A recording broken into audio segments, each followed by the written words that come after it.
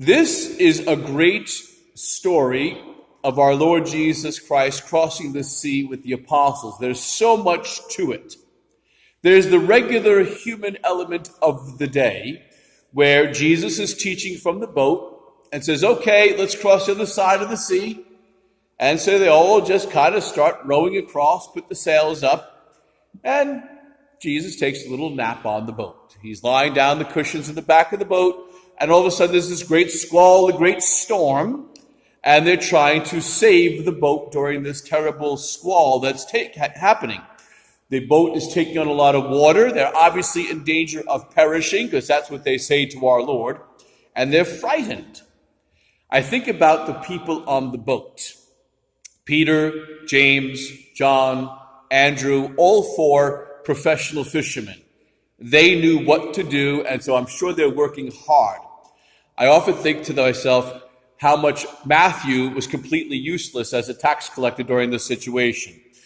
Just keep bailing water, Matthew. Just keep bailing, How helpful was somebody like, Simon the Zealot, Just sit there, okay? Stop getting in the way. You're trying to save the boat, and you want the guys who are the professional fishermen trying to save the boat. Everyone else sit down and get out of the way.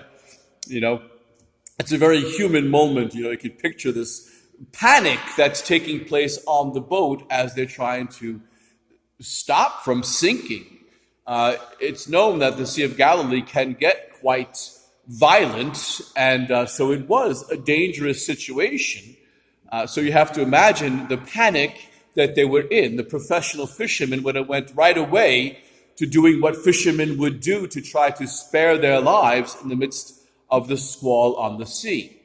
I'm sure it wasn't the first time that Peter, James, John, and Andrew had faced such a squall, but this one seems to be pretty violent in the fact that they're so terrified that they believe they're perishing. They can't get a handle on it.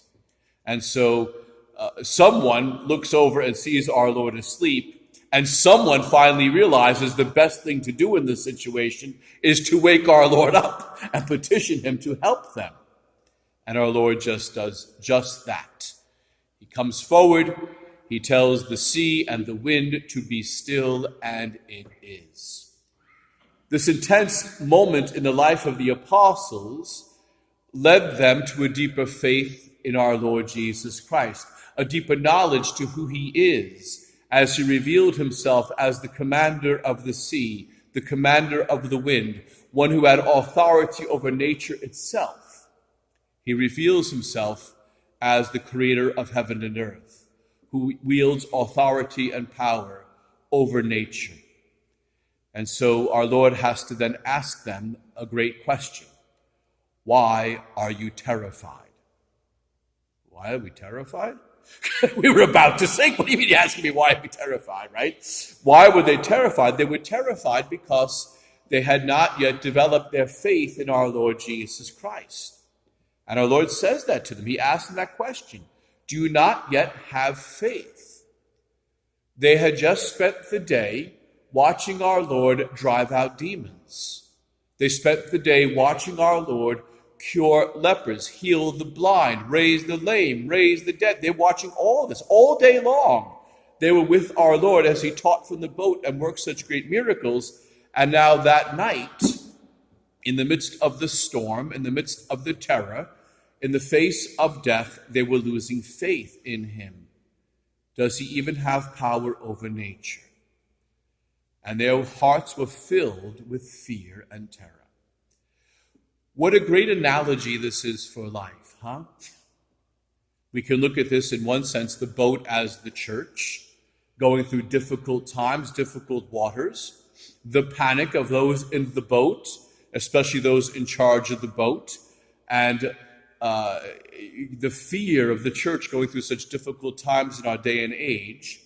And the answer simply is to turn to Christ, to intercede for him, to have faith in him, to calm the storm and to see the boat through to the other side. It could be seen as ourselves, our own daily lives, and the situations we're presently in our own lives, the storms of our lives around us right now. We can feel terrified, panicked, because of all that is going on around us. whether it be the coronavirus or whether it be the violence in the streets or whether it be the political upheaval we're continuing to embrace or whether it be threats from other countries, we could feel a bit terrified by what's happening and panic-stricken, thinking we have to do all these things, which some things we do have to do, but the most important thing we forget to do in the midst of panic. When we're terrified and confused, we forget that the most important thing to do is to stop and turn to the Lord. As humans, we right away turn to doing what we think we need to do. And we fail to remember that the most important thing we need to do is to go to our Lord Jesus Christ, to go to him, to wake him from his slumber, you could say, and to have faith in our Lord that he is guiding the storm. The apostles did not yet have the faith to understand that the person sleeping on their boat was the one who ordered the storm, who was in charge of the storm. He had it under control. He either permitted the storm or allowed the storm or he willed the storm. It was in his hands. He's God. And they did not have that faith yet to recognize that and that he would see them clearly to the other side. They didn't need to be terrified. They just needed to turn to him. And what did he do? A simple word, quiet, be still. We don't know if the Lord whispered those words or whether he said it with such a command that it echoed over the seas. He just had to will it. He didn't need to say it. But he says it so they could hear it. In the storms of our life, as things get crazier and crazier as each day passes, it's important for each of us to turn to the Lord and to speak to him about what's happening and to ask him to put a calm to it or to see us through the storm, to bring us to the other side of the lake, of this life. Our Lord sometimes will say to us in the midst of this pandemic, in the midst of the political upheaval, in the midst of the struggles both in the church, outside the church, in our families, outside of our families, all the craziness around us, our Lord will say to us, why are you terrified? Why are you terrified? Do you not yet have faith? When you start feeling that terror, that fear in your heart, when the gut starts turning inside you, stop and hear the Lord ask you, why are you terrified? Maybe he'll even say to you, as he says to me quite often, quiet, be still. He says it more to me than he does to the storm around me. More than the storm on the outside, he has to say to my heart, quiet, be still. Why are you terrified? Do you not yet have faith? Those are words to meditate upon in the midst of the craziness. You take each situation you're in that's a bit crazy right now, and just sit with those words, with each situation. Situation in family, situation in politics, situation with the virus, situation with that. Take them individually. And in each one, as you go through everything happening, perhaps sit with these words of our Lord saying to you in the midst of it, as you tell the Lord all about that particular situation, hear his response to you. Quiet, be still. Why are you terrified? Do you not yet have faith? And our Lord will bring peace to the heart, because he'll stir within you the faith necessary. Real quick final story about this. Those who know me know I love to go to hermitage, I love to go into the woods, and I love to live in cabins and spend my time in prayer and quiet.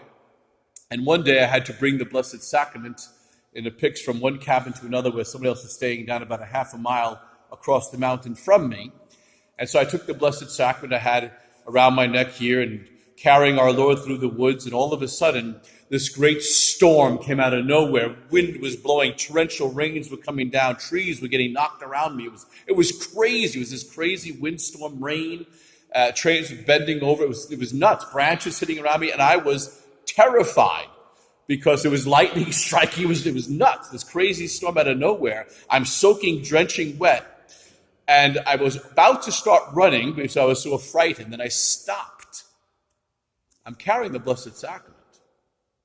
And I said, the Lord of the universe is right here next to my heart, present in the Blessed Sacrament. Why am I terrified? Why am I afraid? He's the one who ordered this storm. And I started to laugh, and I simply walked joyfully in the rain, kicking through puddles, enjoying every bit of it around me, knowing I'd be just fine. And it was probably the most pleasant walk I ever had in the midst of a terrible storm. It's always been a great analogy for me, in the midst of this storm, to stop and remember who is with us and who's in charge of the storm. Quiet, be still. Why are you terrified? Do you not yet have faith? May God bless you, and Mary keep you.